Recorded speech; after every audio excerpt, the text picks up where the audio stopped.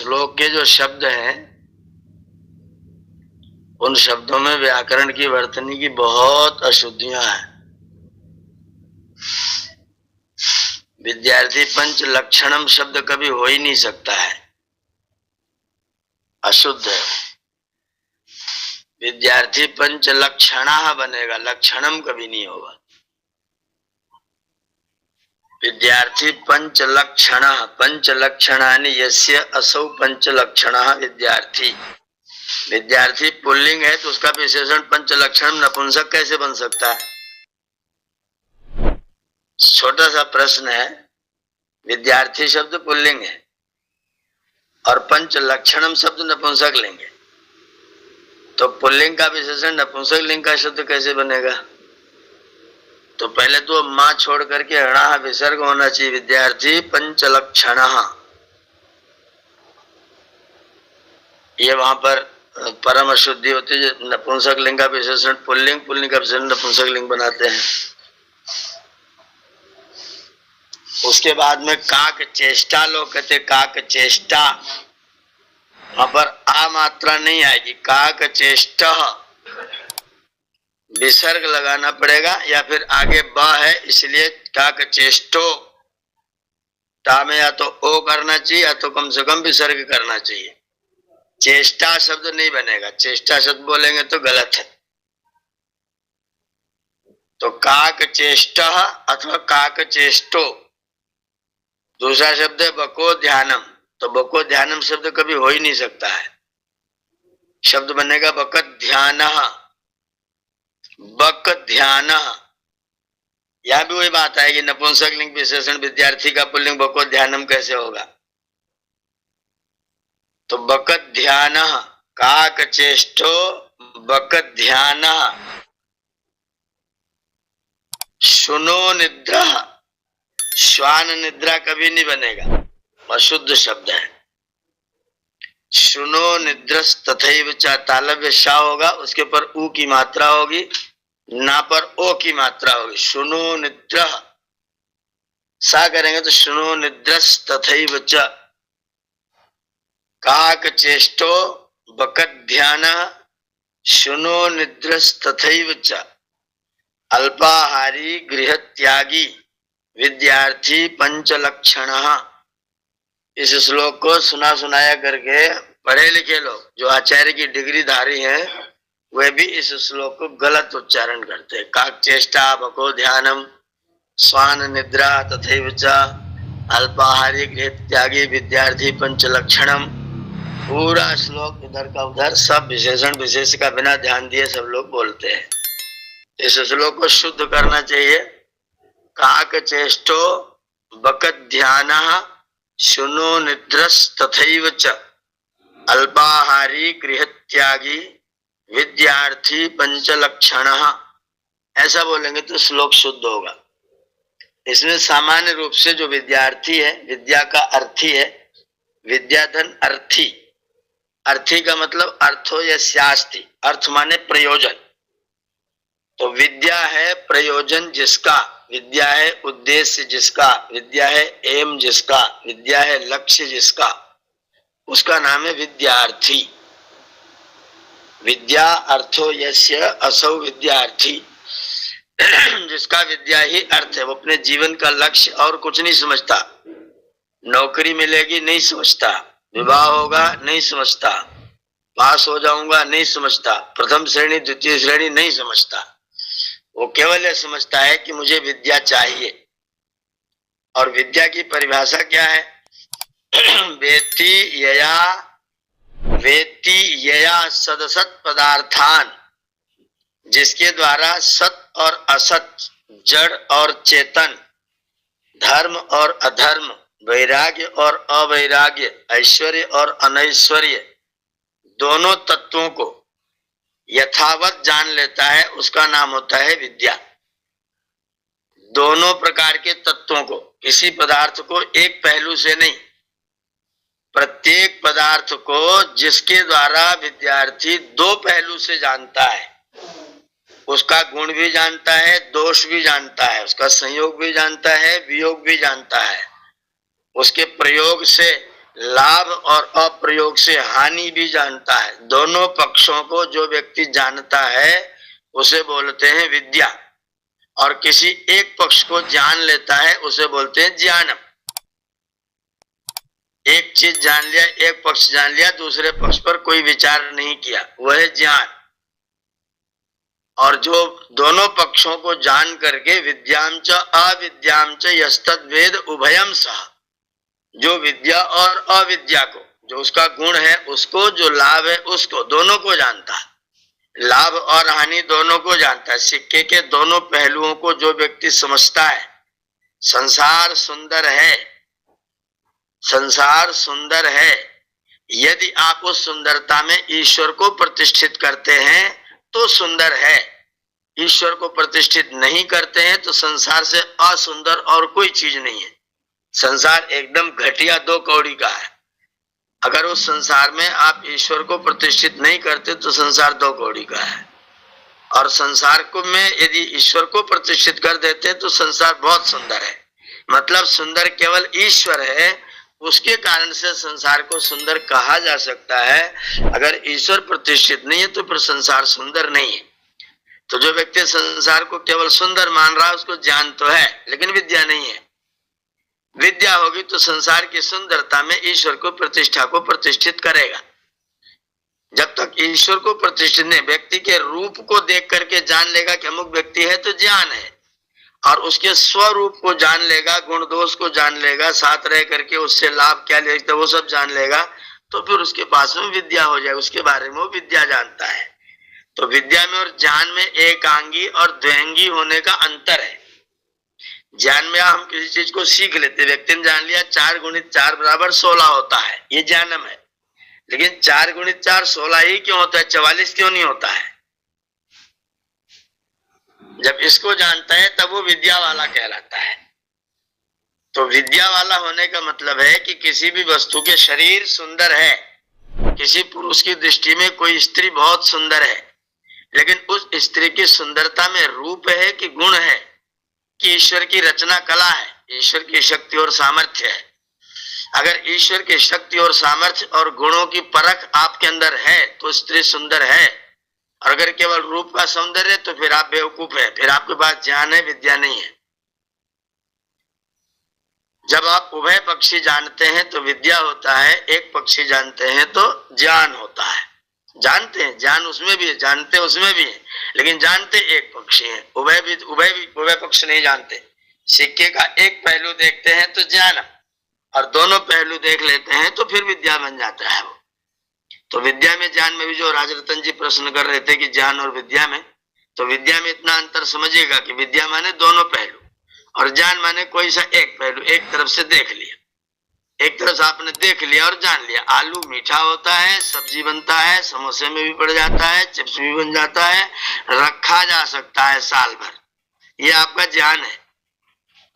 उस आलू के निर्माण में कैसे कैसे बनता है, उसके अंदर वो कौन सा गुण है जिससे वो आलू में से फिर से आलू निकलता है, और परमात्मा की रचना कला उसके अंदर ऐसे विद्यमान है कि जमीन में रह करके भी वो अंदर अंदर पनपता रहता है, बनता रहता है, और उसमें ईश्वर की रचना है। ईश्वर की रचना बहुत प्यारी, क्योंकि ईश्वर बहुत प्यारा है।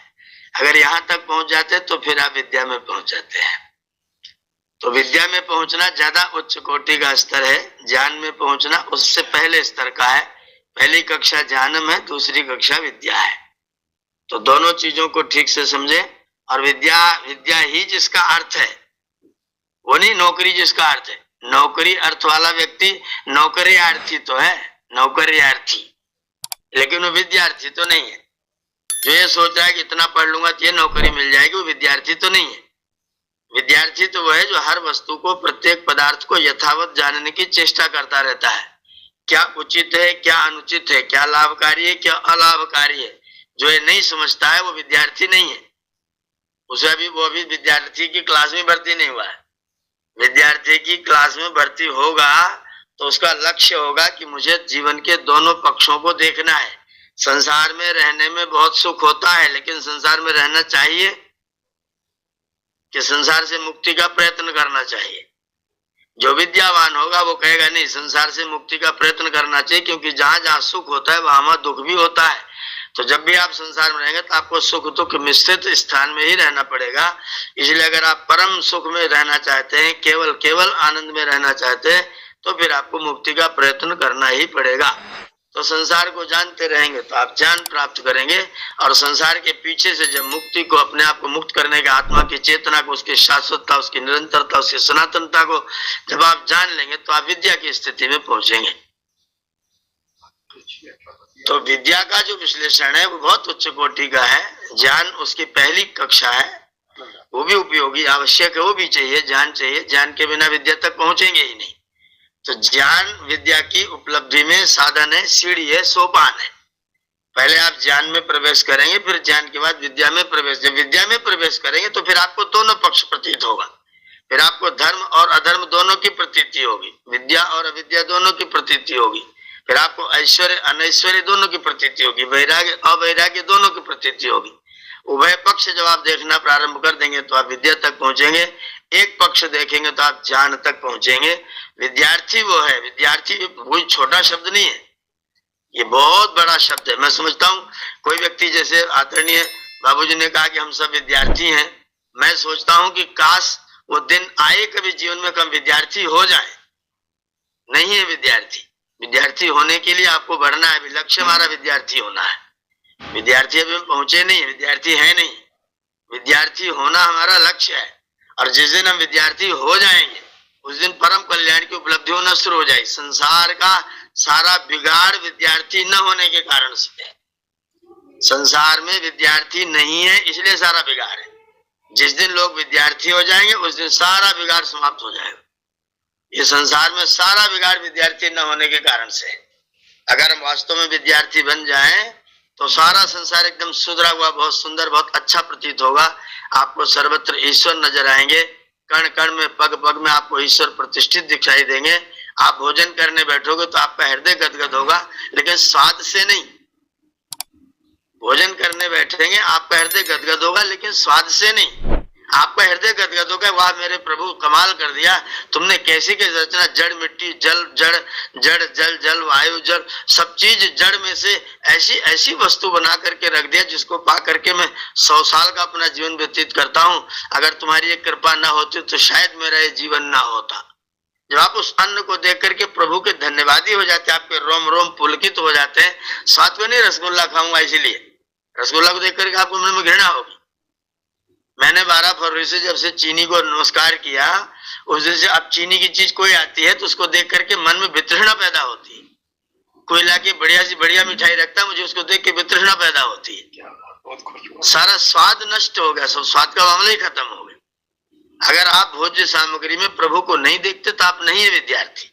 विद्यार्थी है तो आपको प्रभु दृष्टिगोचर होगा, बात में दृष्टिगोचर होगा, रचना में दृष्टिगोचर होगा, बातचीत में दृष्टिगोचर होगा, पशु पक्षी प्राणियों में दृष्टिगोचर होगा। प्रभु दृष्टिगोचर होगा तो आप विद्यार्थी बनेंगे। विद्यार्थी हो जाए तो बहुत बड़ा कल्याण हो जाएगा। ज्ञान है सब लोगों के पास, कुछ कुछ हम लोग जानते हैं, ज्ञान की सीमाएं हैं, ज्ञान अपना है, पर विद्यार्थी होने के लक्ष्य की ओर तो हम लोग बढ़ रहे हैं।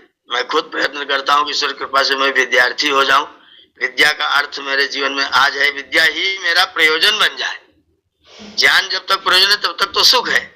आप संसार में रहने को आप आनंद अनुभूति करते हैं, प्रसन्नता अनुभव करते हैं। संसार से जाने में आपको दुख होता है, शरीर को छोड़ने में आपको दुख होता है। जब आप विद्यार्थी बनते हैं तो शरीर क्या है, परमात्मा ने साधन दिया था, छूटेगा नया देंगे। बिल्कुल मोह नाम का तत्व शरीर के साथ नहीं बचेगा, तब आप विद्यार्थी बन जाएंगे। दुनिया में है दुखी है, परिवार में है दुखी है, परिवार को छोड़ नहीं सकते, इसका मतलब नहीं है विद्यार्थी। विद्यार्थी हो जाते तो जानते हैं सब अपना अपना कर्म फल भोग कराने के लिए मेरे पास में आए हैं। जब तक मैं इनके स्वार्थ की पूर्ति करूं तब तक मेरे साथी हैं, मैं इनके स्वार्थ की पूर्ति नहीं करूं मेरे बिल्कुल साथी नहीं है। मुझसे उनका क्या मोह है। अगर मुझे कल्याण का मार्ग मिलता है तुरंत तुरंत एक क्षण में अपने कल्याण के मार्ग को मैं पकड़ लूंगा, अगर मैं विद्यार्थी हूं तो। इसीलिए जो विद्यार्थी बताई गई बात, काक चेष्टा, कौवे जैसी आपके अंदर चेष्टा हो, बगुले जैसा आपके अंदर एकदम एकाग्रता हो, और गृह के प्रति आपका मोह ना हो।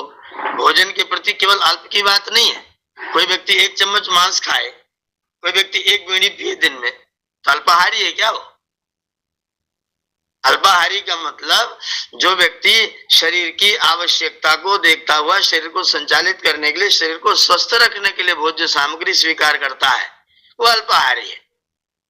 अल्प आहार का मतलब 1 बीड़ी पीता है दिन में, बस 30 बीड़ी नहीं पीता है, एक बार तंबाकू खाता है, अल्पाहारी है। ये परिभाषा जब करेंगे तो अल्पाहारी शब्द तो दूषित हो जाएगा।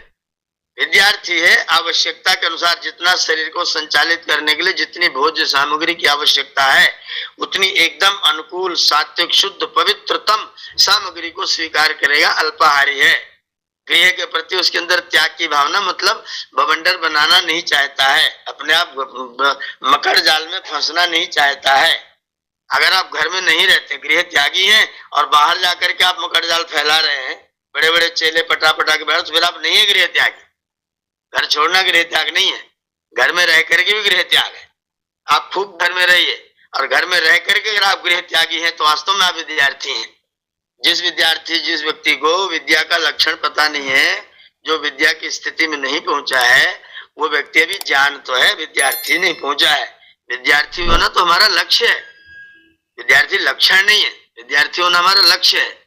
हम विद्यार्थी बने तो हमारा आत्म ज्ञान होगा, परमात्म ज्ञान होगा, हमको बोध होगा, फिर हम जानेंगे कि हम आए थे संसार में किस लिए, यहाँ रहने के लिए, घर बसाने के लिए, प्लॉट खरीदने के लिए, मकान बनाने के लिए, दुकान बनाने के लिए, रिश्तेदारी के लिए, पद के लिए, प्रतिष्ठा के लिए, चुनाव लड़ने के लिए नहीं आए थे हम इसके लिए।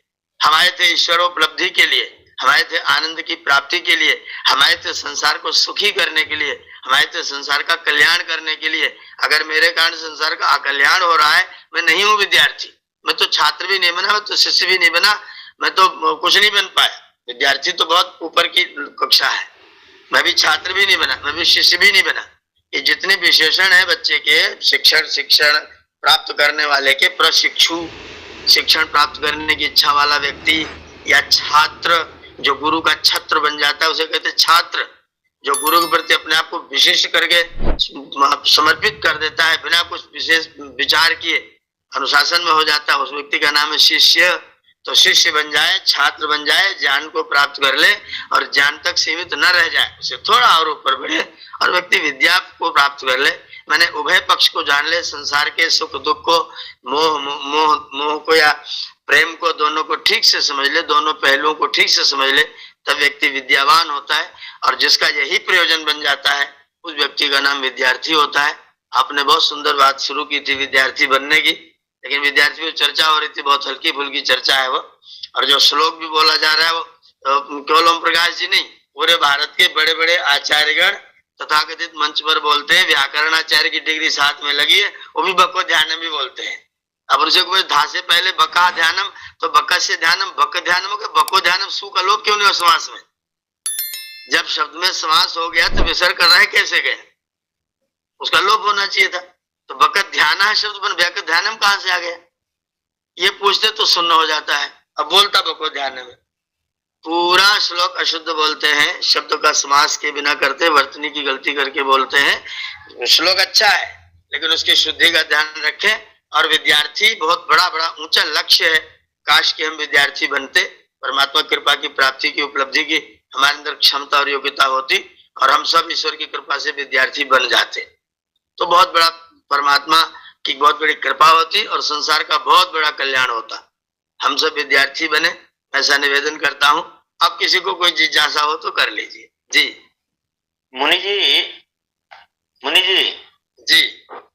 काक चेष्ट बकह ध्यान है, बकादर बकत ध्यान, विसर्ग का लोप होगा, बको ध्यान है नहीं, बक ध्यान, बक ध्यान, बक विसर्ग नहीं रहेगा, बक ध्यान है। हाँ, बक पूरा एक साथ मिला के लिखेंगे, बक ध्यान, आगे विसर्ग लगाएंगे।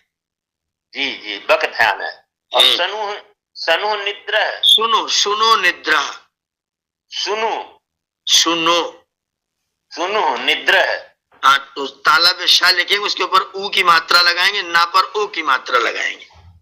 सुनो, सुनो निद्रा, निद्रा है। का मात्रा नहीं रहेगा, आ का मात्रा नहीं रहेगा, केवल सनु निद्रा रहेगा। हाँ, द्रा छोटा रहेगा, उसमें विसर्ग लगा रहेगा। जी जी। और तथैव च अल्पाहारी अल्पाहारी ठीक है, गृह त्यागी ठीक है। विद्यार्थी पंच लक्षण है। हाँ, लक्षणा विसर्ग बोलना चाहिए। लक्षण है। अभी श्लोक शुद्ध हुआ। हाँ ठीक हुआ। और सर स्वामी जी, अभी मुनि जी ने विद्या असौ करके आपने उसका व्याकरणीय अर्थ बताया है, जरा वो बताया। नोट कर ले, नोट कर ले, नोट कर ले। नोट कर रहे हैं। विद्या अर्थ अर्थ बराबर, हाँ, अर्थ बराबर प्रयोजनम, प्रयोजनम यस्य यस्य स, केवल स लिखेंगे, विसर्ग नहीं लगेगा। स विद्यार्थी, स विद्यार्थी। विद्या अर्थ, अर्थ माने प्रयोजन, विद्या अर्थ बराबर प्रयोजनम यस्य स विद्यार्थी।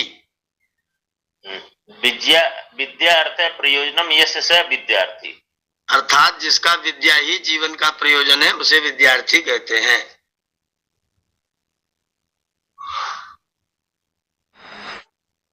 जिसके जीवन का प्रयोजन विद्या ही है उसे विद्यार्थी कहते हैं।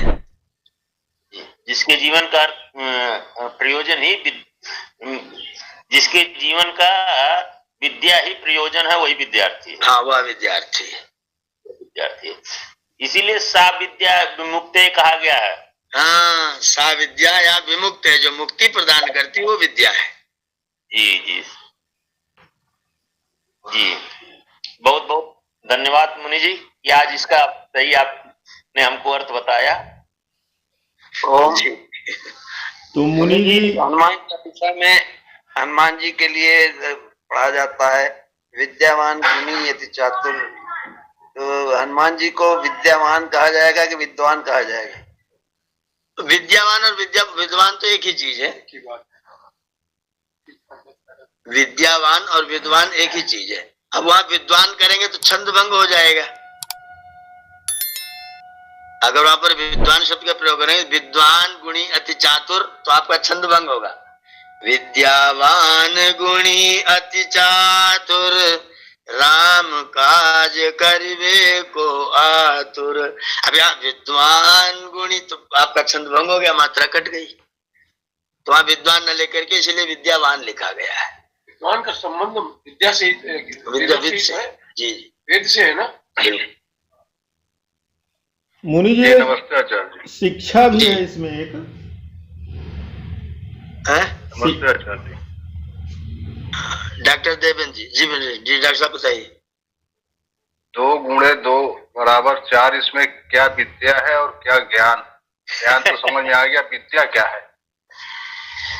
2 गुणित 2, 2 को हम 2 में गुणा करेंगे तो 4 बनेगा। ये तो आपका ज्ञान है, आपने गुणा कर लिया, 2 2 ना 4। अब आपकी विद्या होगी कि कोई पदार्थ मिला करके आप 4 बनाना प्रारंभ करें।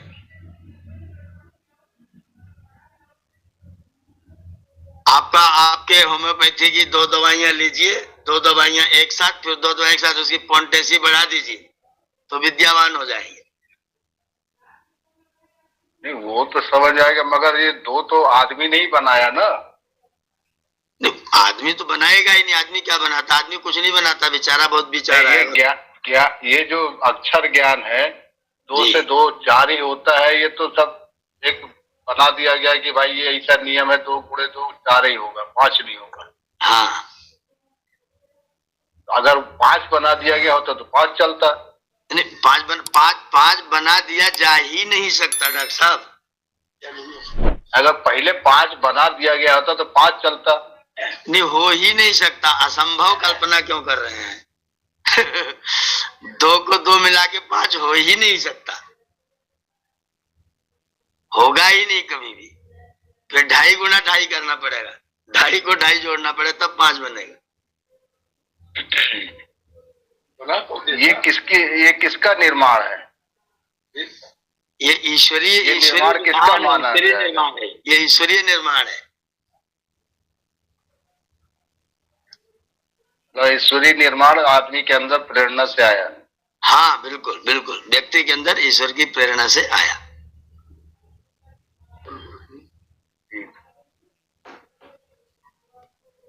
अभी आचार्य जी इसमें परिभाषा में देख रहे थे हम लोग कि एक पक्ष को जानना ज्ञान है, हाँ दो पक्षों को देखना विद्या है। जी, एक देख लिया हमने कि 2 दूना 4 हो गया।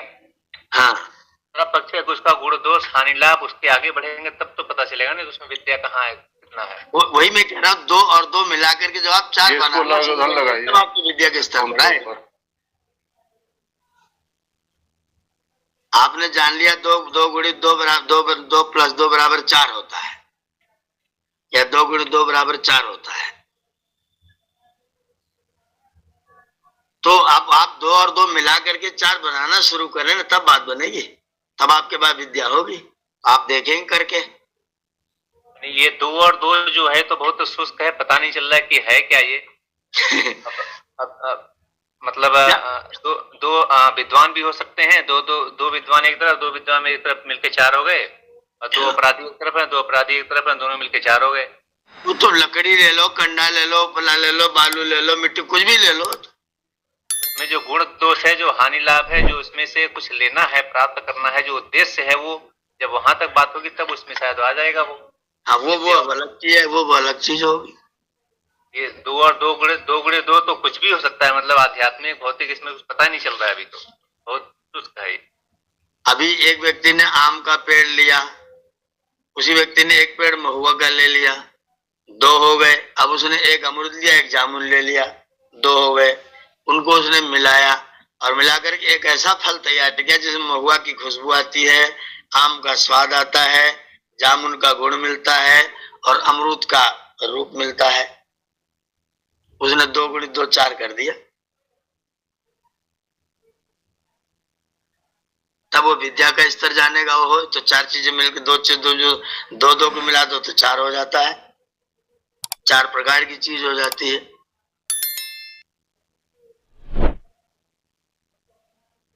जब विद्या में आएंगे तो अंदर अंदर अंदर बहुत लंबी, बहुत दूरी तक प्रवेश होगा आपका, बहुत दूरी तक लंबी सुरंग है, सीधा ईश्वर तक जाके पहुंचती है।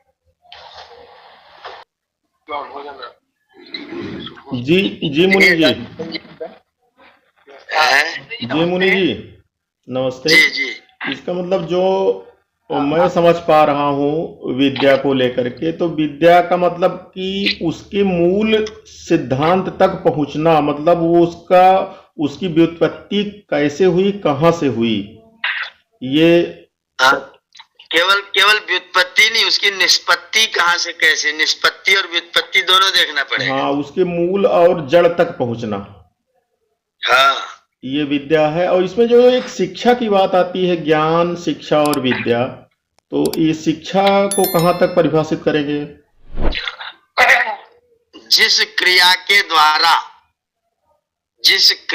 द्वारा ज्ञान और विद्या प्राप्त होती है, उस क्रिया का नाम है शिक्षा। जैसे आचार्य का बैठ करके पढ़ाना, विद्यार्थी का बैठ करके पढ़ना, विद्यार्थी का आचार्य जी की सेवा करना, विद्यार्थी को लिख करके पढ़ करके अभ्यास में लाना, बार बार रटाना, फिर सुनाना, फिर प्रवचन कराना, व्यवहार कराना, ये सब का नाम शिक्षा है। और इसके द्वारा जो उपलब्धि होगी उसका नाम विद्या या ज्ञान होगा। पहले प्राथमिक स्तर पर ज्ञान होगा, बाद में विद्या होगी।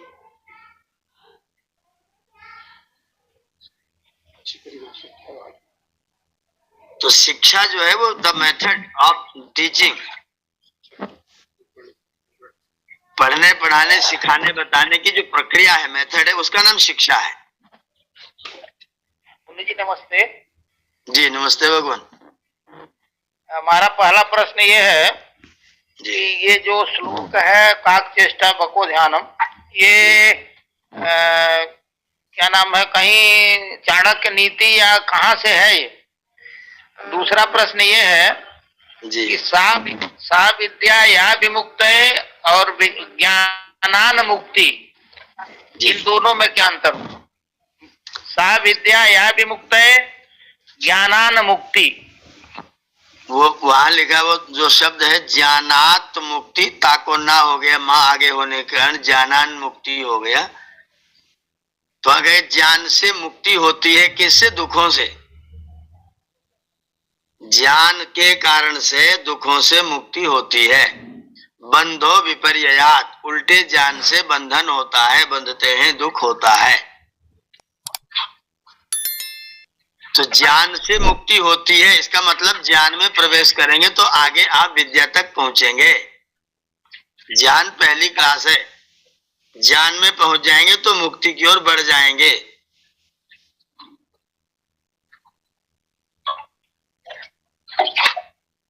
ज्ञान पहले ज्ञान में पहुंचेंगे, फिर आप मुक्ति, फिर विद्या में पहुंचेंगे और मुक्त अवस्था में आप आएंगे।